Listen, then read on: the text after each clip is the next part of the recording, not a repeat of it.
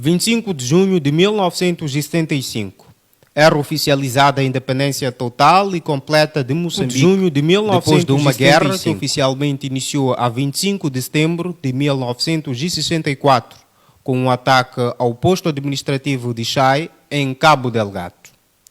De lá para cá, Moçambique vive livre do domínio colonial português.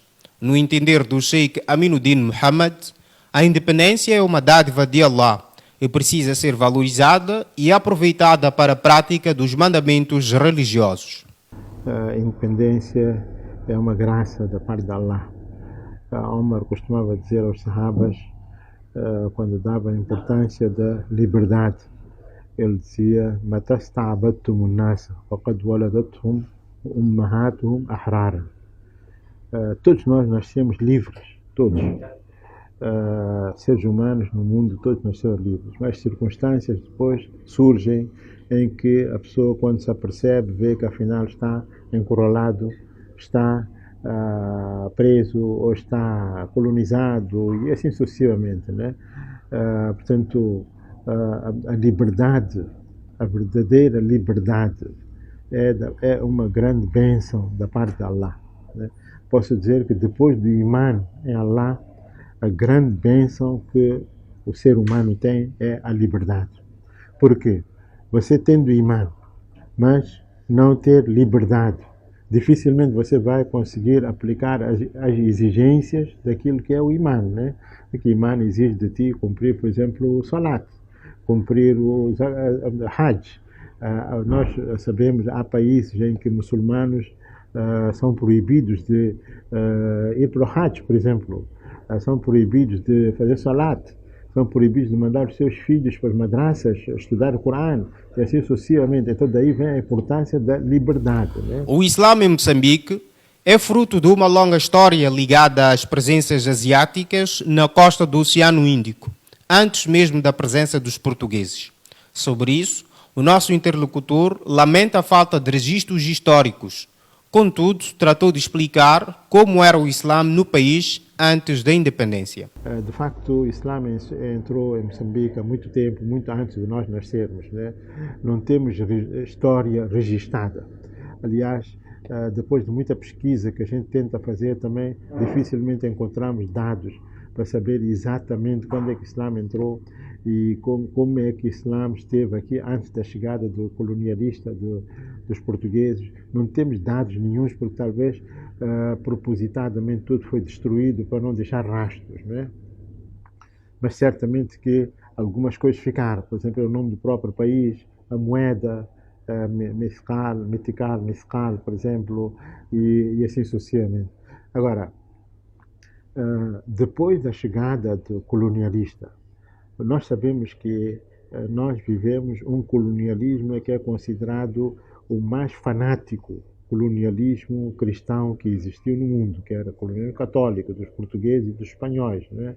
Cujo objetivo não só era colonizar as populações, mas também era converter a todos eles para outras religiões fora do Islã. Aqui em Moçambique, todos nós sabemos que nos interiores até proibiam alguém denominar o seu filho com nome islâmico, por exemplo. Por isso nós hoje ainda vemos muitos muçulmanos que ostentam nomes não islâmicos, mas no entanto são muçulmanos. Na altura, as escolas todas eram geridas ou eram administradas ou controladas pela igreja.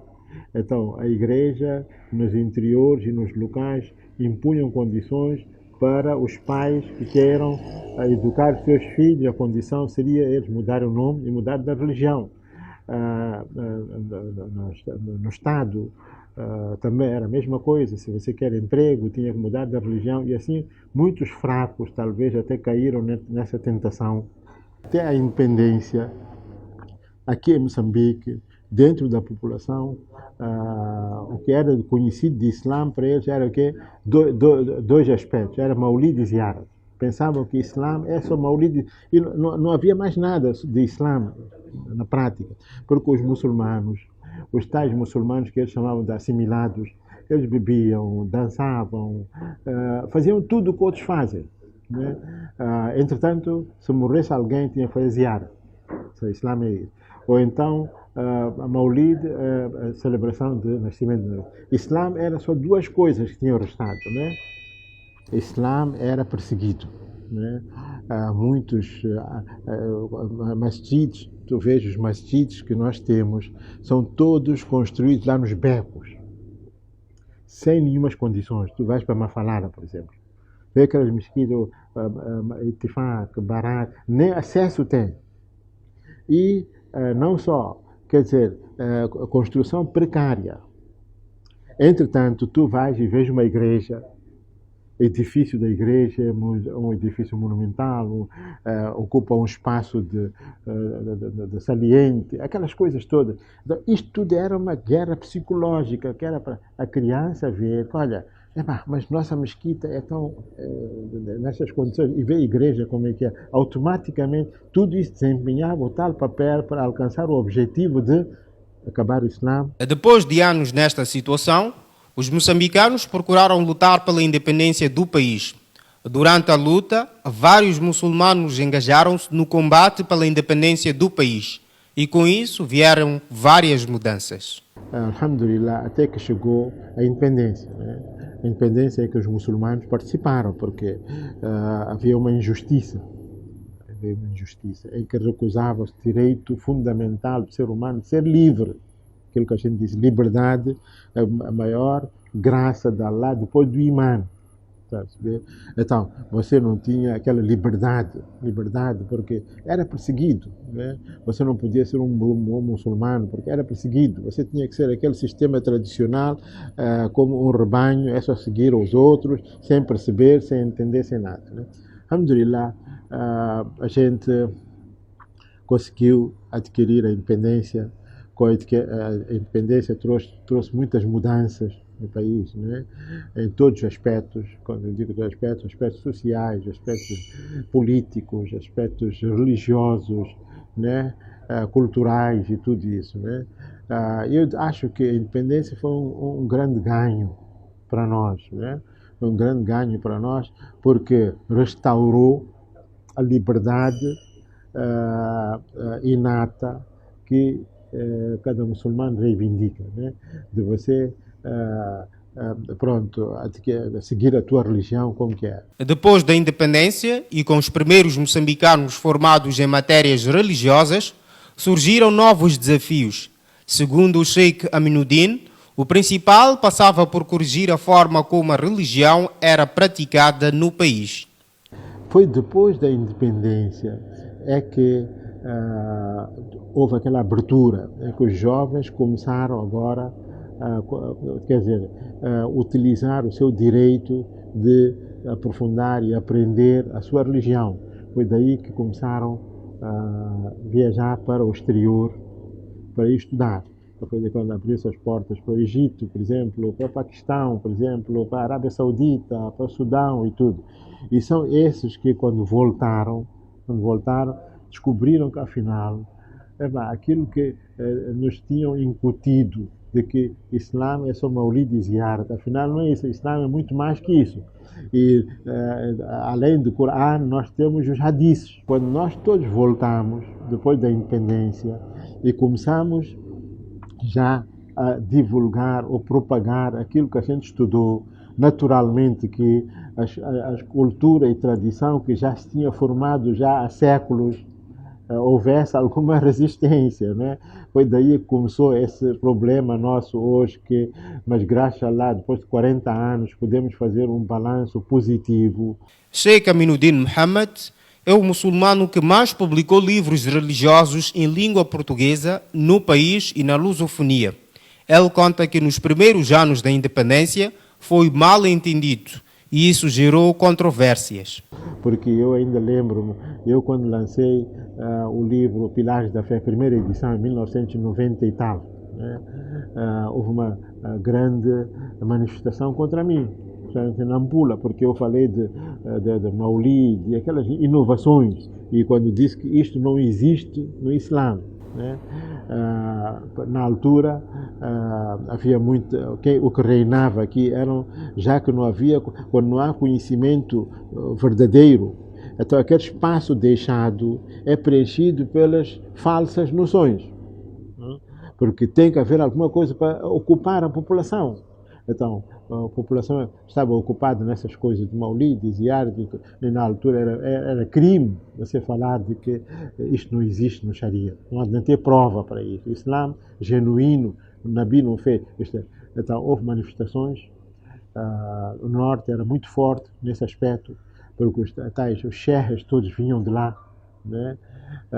Mas veja lá agora, quase 40 anos depois da independência, hoje, se tu vais para o interior, vais para o norte, alhamdulillah, tu vês que a situação mudou completamente, né?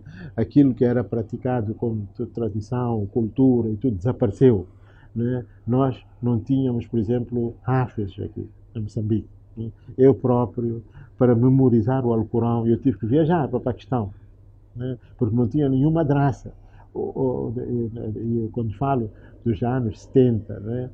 Tarawi, por exemplo, mês de Ramadã, mesquitas principais em Lourenço Marques, na altura, que era Anuaril, Baixa, tá, duas mesquitas principais, era feita por hafez importados da Índia, de fora, não tinha nacionais. E se eu falo de Lourenço Marques, que está nas províncias, era muito pior, né? Passados 48 anos de independência, o nosso entrevistado, que acompanhou a evolução da religião islâmica neste período, avalia positivamente o estado do Islã no país. Entretanto, novos desafios surgiram.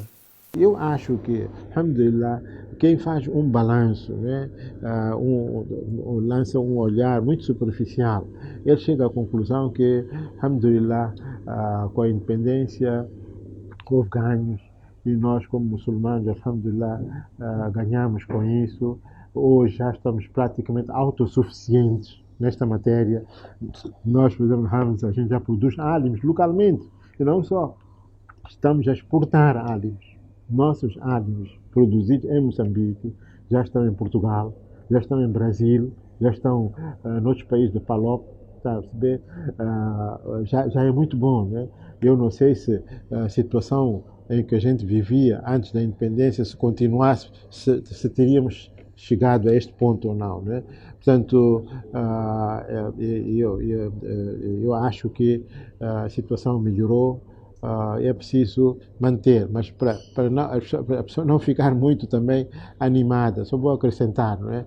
Que se por um lado a parte de Din aumentou, o Islã melhorou, o Shaitan também desenvolveu-se mais, sofisticou-se mais também, né? Porque enquanto naqueles tempos não havia tantas, por exemplo, barracas, casinos, prostíbulos e tudo, né? Estou a falar daqueles tempos, né? Hoje, cada canto tem uma barraca, tá? Tem cada casino, por exemplo, tem prostíbulos, tem tanta coisa. Quer dizer, é para dizer que nós, como muçulmanos, temos que continuar a estar atentos e não pegarmos num aspecto só e dormirmos debaixo da sombra da bananeira e dizer que já está tudo normal. Não. O desafio continua. O trabalho tem que ser permanente, né? E há muita gente ainda hoje, né, que precisa de ser ensinada, precisa aprender, precisa de esclarecimento. Já que estamos a produzir muitos álimos, todos eles têm esta tarefa árdua de fazer chegar as pessoas, e todos agora temos muitos meios de comunicação, para que vocês têm televisão, por exemplo, nós temos a TVM, temos outros tantos canais que andam por aqui. Há possibilidade de cada um, dentro das suas, da sua possibilidade, ir e fazer um programa acerca do Islã.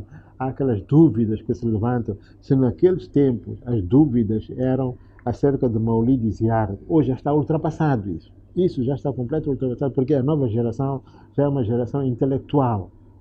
Dúvidas deles são outras. Sabe? Dúvidas acerca da existência de Deus, por exemplo, acerca da vida depois da morte, quer dizer, desafios também sofisticaram. Portanto, para dizer que o trabalho até agora correspondeu àquilo que eram desafios da altura, né? Melhorou muito a situação, mas agora há novos desafios. E os álimos da atualidade tem novas tarefas agora de combater essas teses e teorias falsas que estão a atacar a nossa juventude de outra maneira, né? Estão a desviar os nossos filhos de outra maneira, né? Então, desafios mudaram, mas a essência mantém-se, né? O muçulmano tem que trabalhar para o seu bem e o bem da humanidade na generalidade, salvar a si próprio, salvar a família, salvar os outros, né?